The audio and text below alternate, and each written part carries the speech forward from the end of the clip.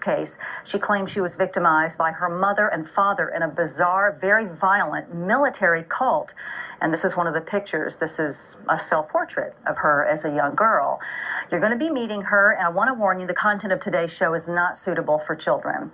This woman has spoken all over the country on the topic of cults and surviving sexual abuse and multiple personality disorder, and she's just published a book of art drawn by her altars. It's called Diary of a Survivor. Please welcome, if you will, Dejolie LeBrier. Welcome.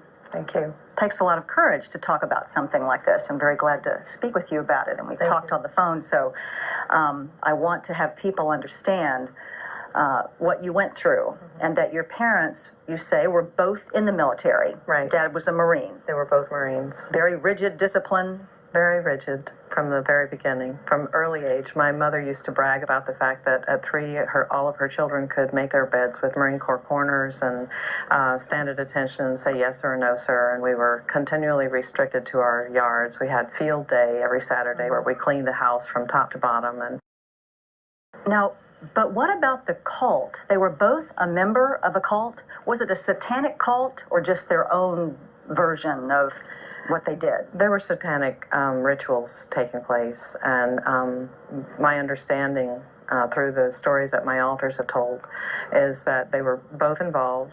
My father was the head of it. My mother was his accomplice. I call her an accomplice. The feeling of lack of protection was not only during the daytime when there was no protection from the violence. And this is one of your drawings. This is your depiction by one of your altars. Yes. This is Mom and Dad. Dad's got a knife with blood. Mm-hmm. Which altar drew this one? It was a compilation of some little ones that did that. Some little ones. Mm-hmm. He's got his holding a knife with blood, meaning where would the blood come from? What happened? In the rituals, I don't know how graphic we can be, but there were children who were abused and sexually, and also were used, cut parts of their bodies and so on, and put in a grinder to feed the feast, to feed the people that were in the cult and give them power. There was blood drinking, and there was cannibalism of the babies that were used. And where would they get babies? In the cult, there are women who breed, and there are also young girls who are able to have babies, and they're at that age where they can have babies, and so they produce, through the rapes that go on in the rituals, they produce babies. And so those are used over and over again, or they find babies in places that people don't watch out for them. You say in your book, and in the book you're writing in more detail about this, that you were used by the cult too, sexually. You were raped by your father and other men in the cult?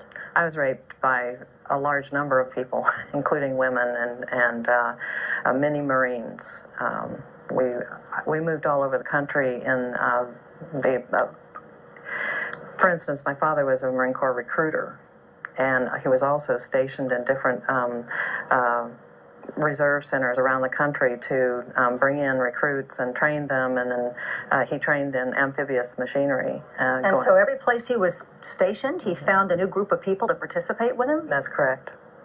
And did the military know? Because we don't want to indict the military here. I don't want to indict the military either. No. There's a lot of anger inside from different altars about military people. But I can't say that in the overall umbrella of the military knew about this going on, but I do know that there's a lot of stuff that happens that they are privy to but don't do anything about, but they don't condone it or they don't stop it either.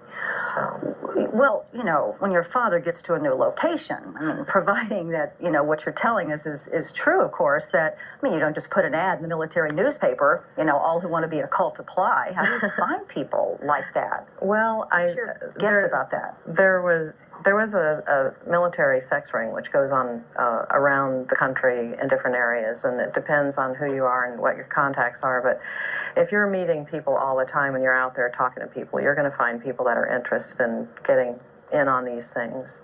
And they can build a network very quickly, and sometimes it can only be 3 people, or sometimes in some cases where I was at, there were many people, 20, 30 people.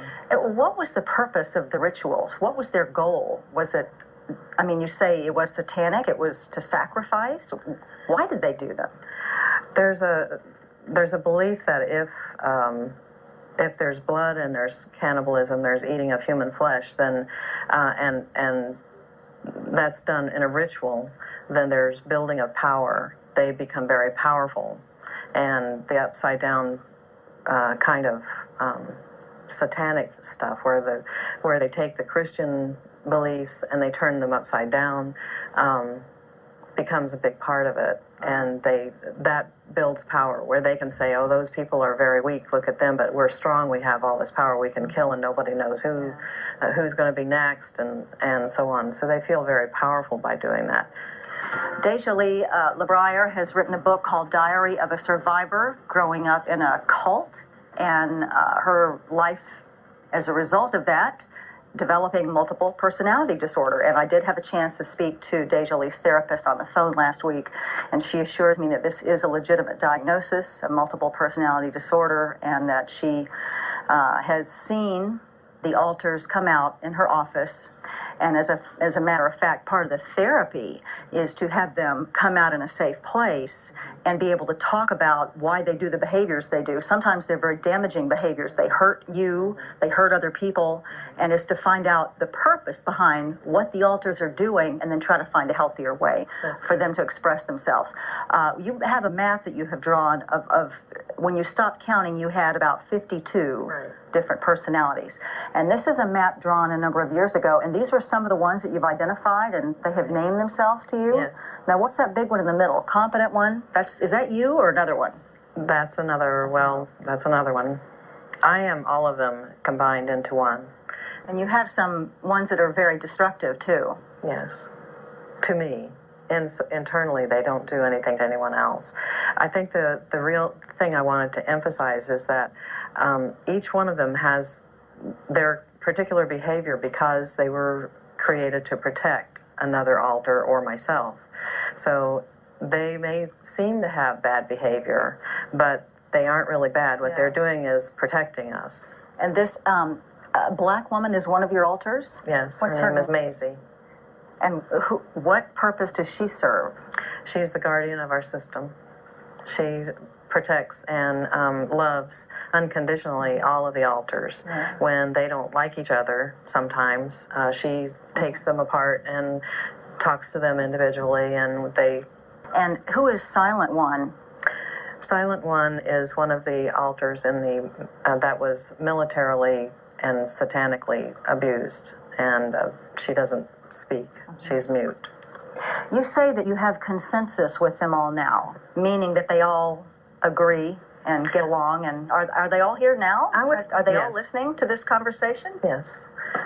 We have a lot of multiples have what they call a board of directors, or they have group meetings and that kind of thing. So you had a board meeting to decide, let's go talk to Kathy Fountain on live television. That's correct. And everybody said this is a good idea because it needs to be told. People need to know that this kind of abuse does happen and this kind of phenomenon does occur, and that a lot of us who are out here do get misdiagnosed, either as psychotic or some other thing that they can treat with psychotropic drugs, which don't work on multiples. Right, your therapist did mention that many times a multiple is misdiagnosed, and then they give the medication, which doesn't help at all. Right. That really more of a goal is to have the alters come out during therapy and figure out what their function is and try to have an agreement so nobody gets hurt. Try to come up with a different job for them to do other than to put us to sleep. I have one who's called Druggie.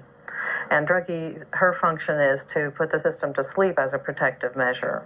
So we could be, if something comes up and is triggering and is a problem for one or the other of the altars, then Druggie will come out and just totally shut us down and put us to sleep. Put me to sleep. Lydia in Ruskin, what do you want to say to Deja Lee? Yeah, I want to ask her, did she try to tell somebody what was going on? Was there anybody to tell? Was there anyone to tell? Unfortunately, there was no one to tell. pretty much almost everyone in everyone in my family was involved. But when you're so violated at such a young age, you learn very quickly to keep your mouth shut and don't talk to anyone, because you could be next. You could be sacrificed next. So the fear was... You were afraid you would be killed. I was definitely afraid of being killed. And what is this? There's some pretty scary sayings on the side. I'm scared. This is a drawing done by one of my altars who was basically afraid of that particular knife and everything that went along with it, and including Marines and raising his arms over his head and dark places and so on. It represents a large amount of fear, all related to the Marine Corps. Yeah. We've been showing you some pretty horrific drawings by the many altars of Deja Lee, who's written a book, Diary of a Survivor, but this one is really beautiful and pleasant, and it's called Under the Sea, and it's by the altar Me. Me is the name of the altar. It's not you, me. That's correct. Me, the altar.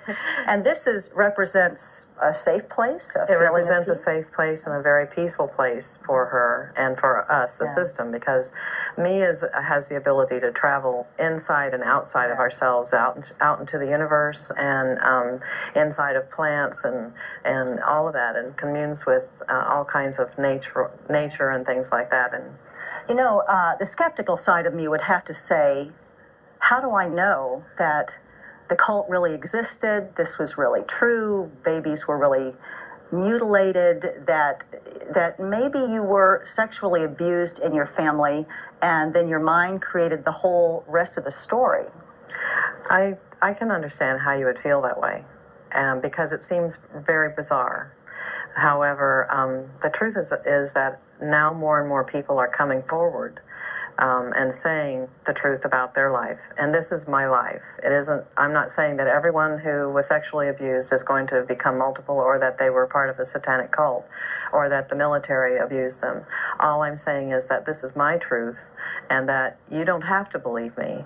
But there are lots of people out there who know that that's their truth also, and they're coming forward. When I was going through the beginning of the process of recovery, I met people from all around the world who have come forward drawing the very same pictures, saying the same things with altars with the same names, and who have the same illnesses because of what has occurred during their childhood.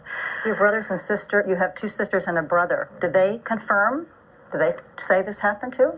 No, because it takes a lot of courage and a lot of work to go through the kind of process of uncovering, like an onion, peeling an onion piece by piece. You uncover another layer of pain and realizations. And I have a brother who was severely abused as a child. And my father did write me a letter admitting that he had sexually abused me and all of the kids, including my brother. And my mother went into a great amount of denial and accused my father of being the one who betrayed us. And either one of them admit the cult? No. Okay. At that time, I didn't know. The book is Diary of a Survivor by Deja Lee LaBriere, and a couple of people have called Deja Lee and wanting to know if possibly a therapist planted this idea in your mind. This is what happened to you. They would have to have a lot of power. And there would have to be a lot of them all over the world trying to plant this in people's minds, because that doesn't happen. It can't happen. Most of all of this comes about from my own writing, my own work that I've done, and I went to a therapist to guide me, not to do it for me, and not to tell me what I was thinking. So, okay. Tammy in Zephyr Hills, your turn. Hi, Deja. I was just wondering, how old were you when you finally came forth with this, and how did you get out of it? Did people look at you and go, "I don't believe you," or did they say, "Wow, look what she's going through. How can I help you?" You said the sexual abuse lasted until you were in your late teens. Yes, actually, the sexual abuse ended on my 20th birthday when I went home for a birthday party and found out that it was just my father, and he raped me that day, and I never saw him again after that because I ran away. I had been away from home long enough to realize that there was safety out there. There were people who could help. I think what happens is that when we dissociate and become multiple, we also disconnect from other relationships. And I went through 4 marriages. On my 4th marriage, I actually married him and I loved him. And I had brought together some sort of connection with him, and I wasn't being able to become real intimate and share with him what was really going on inside of me. He helped encourage you to get some therapy. Yes. Yeah, work he on helped me through a lot.